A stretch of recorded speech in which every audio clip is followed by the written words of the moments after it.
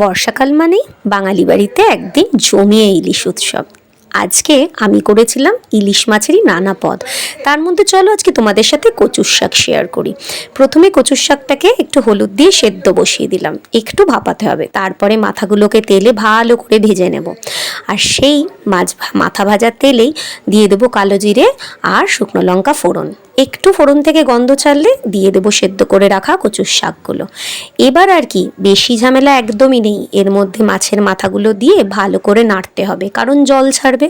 কিছুক্ষণ পর ভালো করে নাড়াচাড়া করে মাথাগুলোকে যখন ভেঙে একটু জল টল ছেড়ে আসবে, তখন এর মধ্যে দিয়ে দেবো নুন, হলুদ আর পরিমাণ মতো লঙ্কা গুঁড়ো, কাঁচা লঙ্কা কুচিও দেবো। তোমরা কিন্তু চাইলে গুঁড়ো লঙ্কাটা স্কিপও করতে পারো। ব্যাস, এবার ভালো করে কষানোর পালা। আর শেষে দিয়ে দেবো একটু লেবু, কারণ কচুতে কিন্তু একটু গলা কুটকুটুনির ব্যাপার আছে, তাই জন্য। ব্যাস, তারপরে গরম ভাতে জমিয়ে খাও।